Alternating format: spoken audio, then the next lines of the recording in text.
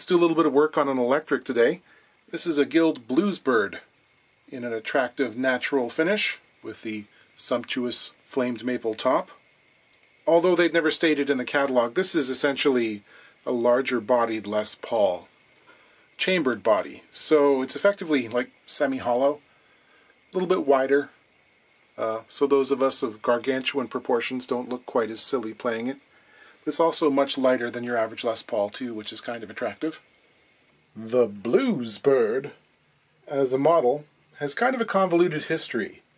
Its genesis, I think, is right back near the start of the Guild company in the early 50s with the Aristocrat M75, which was a fairly small, hollow body, standard jazzy kind of guitar, but no F-holes on it.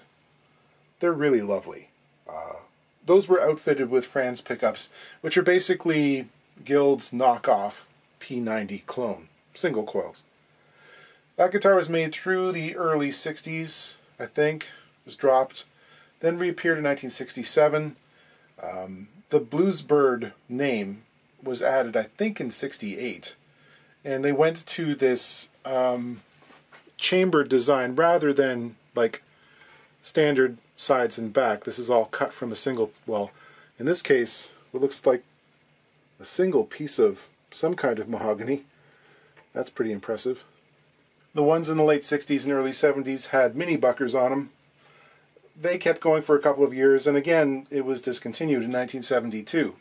In the late 90s, Guild was owned by Fender at that point, and they came out with a premium US-made reissue, which I believe this is. Again, it only lasted a couple of years, and during that time, Fender actually moved production to their Corona, California facility. I'm told these were actually assembled by the custom shop there.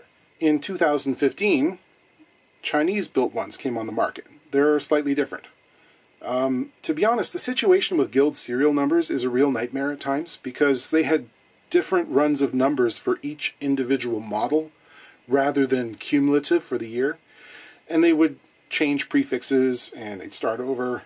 Sometimes there'd be a correlation between numerals in the serial number and the calendar date in which it was made for certain lengths of time, but not always. So if I plug the serial number as I read it from this guitar into one of the online databases, I'll discover that this is actually a Dreadnought acoustic from 1992. It's actually because the M with which it was stamped on their date looked a little bit like an H. It's very mushy. Anyway, they're of decent quality, really nicely built. This one seems to have an issue though, because the switch, I'm told, is kind of intermittent. The pickups will cut in and out. Let's try it and see.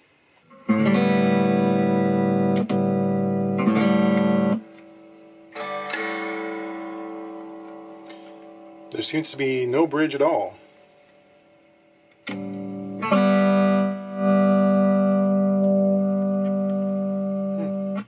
Nothing. Seems to be very little play wear on this guitar. Some signs of usage, little dents and dings, a little bit of lacquer damage here and there. These have Seymour Duncans in them. Connections to the volume potch seem just fine. They're solid. The solder or solder is nice and silver in color. It doesn't look like it's cold. Yeah. Check out the switch.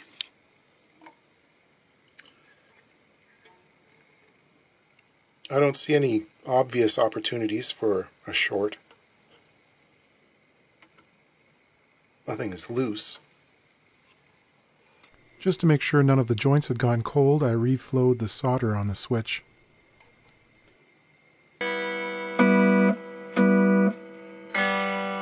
Let's check out the underside of this pickup. That's pretty much what you'd expect to find. This is a simple one lead shielded ground. Ooh, that's a little disconcerting though. This stuff here, that is metal. Iron filings. What looks to be residue from steel wool. Now we wouldn't want that inside the pickup. It's very rare that it would get past all of this. Turn around the corner basically. But that's not good. There's some pencil in the pickup cavity there that says sand 6 times LRC. Before we track down the guild issue, we have some unfinished business from last week.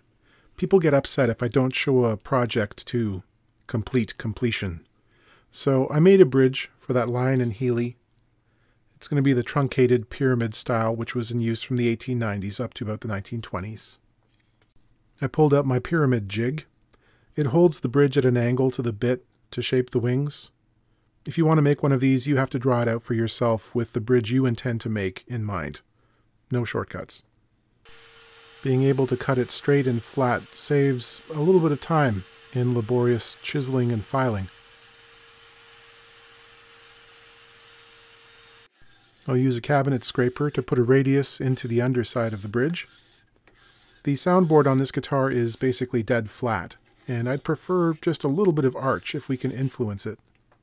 It's about 1/2 millimeter over the length of the bridge. Not extreme.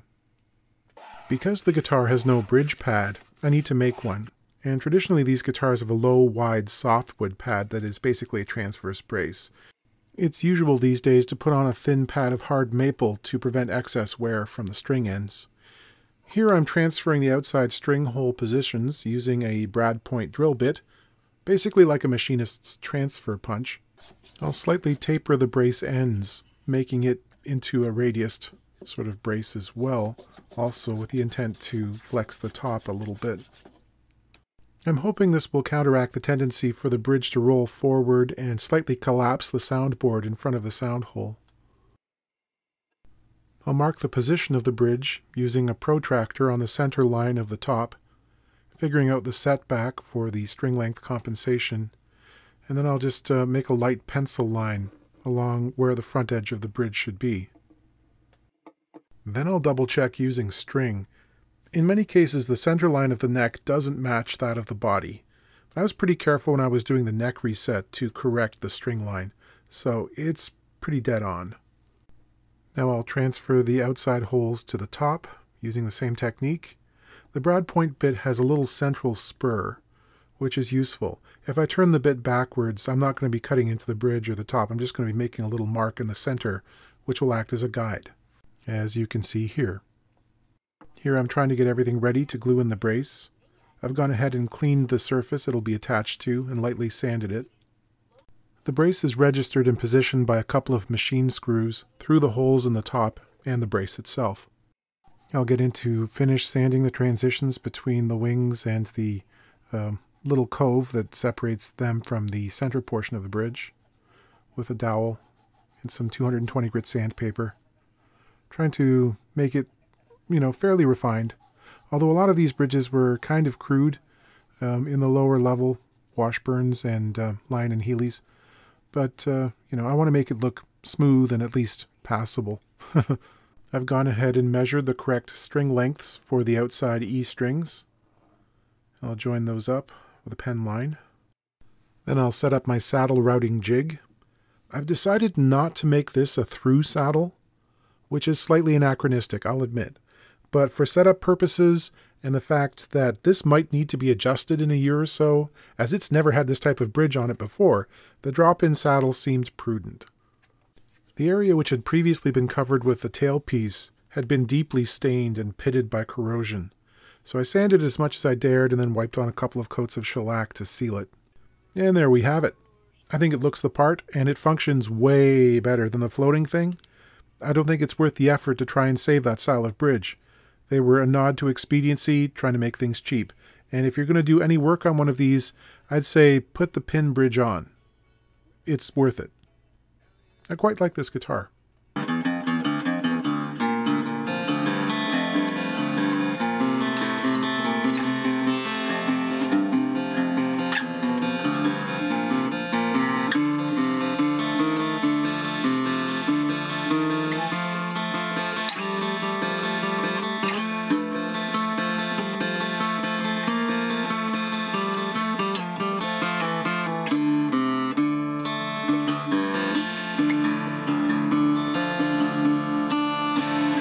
Returning to the guild, reflowing the solder on the switch did nothing. Seymour Duncan 59 pickup should probably be around 8.5 k ohms. We'll check this out and see.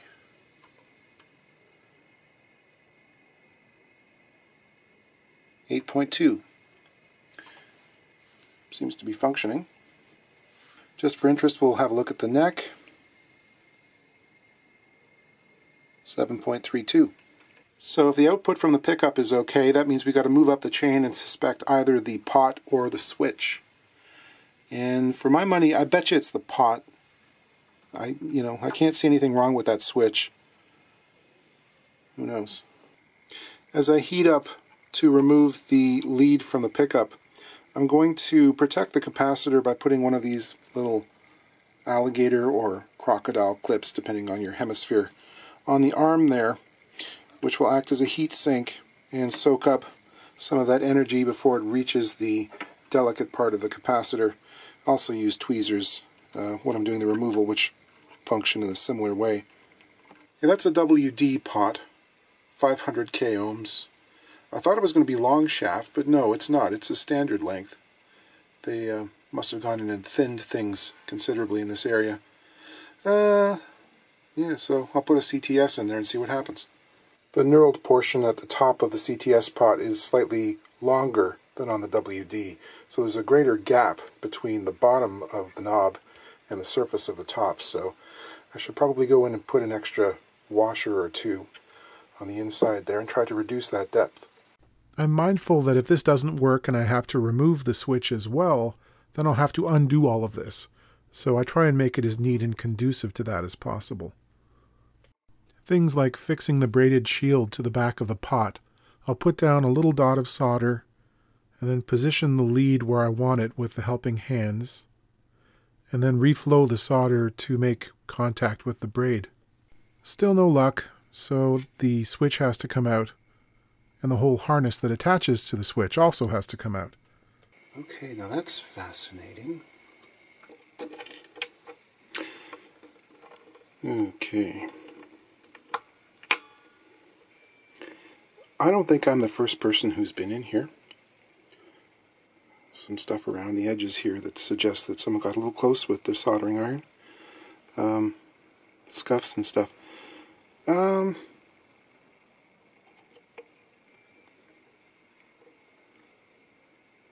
course, there's zero extra to spare. I'm going to have to pull wires out to make this work. Oh, that's interesting. What do you think that's about? This black wire here, which again has some burning on it, goes under the cable tie, but there's nothing on the other side. It's been clipped short. I suppose that just could be to hold it, and they pigtailed it with the other bare ground wires. Okay, I guess I'm going to put a new one in. So the infuriating thing, of course, is that all of these wires have been run underneath tabs or bridging wires to the backs of pots in the name of neatness. So in order to do anything, I've got to cut them all off. Again, it's fun to say I'm going to be Mr. Mil-Spec and physically crimp each wire around and again and tie it onto each lug, but you're making it impossible to repair.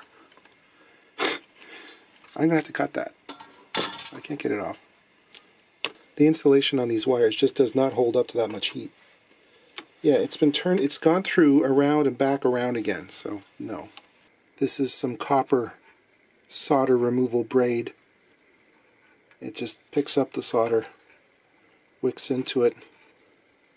Before I pull these wires through, I feel it might be a good idea to attach another wire to those that I can use to fish the subsequent harness through without nightmares. Oh yeah, that's fun. It's going to be great. I can tell already. At this point I'm cursing mentally the guitar designers who measure the harness width and leave no more than about 3/1000ths of an inch extra clearance. The language got colorful. Sometimes it pays to pull back the insulation a little bit and see what's going on, just for future reference. Well, there is an obvious cut or burn. If that managed to contact the ground, that would ground out that side. That's a very good possibility. That little guy there, just contacting one side or the other. Could have been the reason. So I did my darndest to tie up all my new wires absolutely as tight as possible. I used the thinnest diameter ones I could find as well, to see if I could get it back through that little hole. And it went through with no problems. After reconnecting all the pots, I decided to install a pure tone jack, put some shrink tubing on the contact ends to keep things nice and solid. Okay, super pretty? Maybe not. Functional? Yes.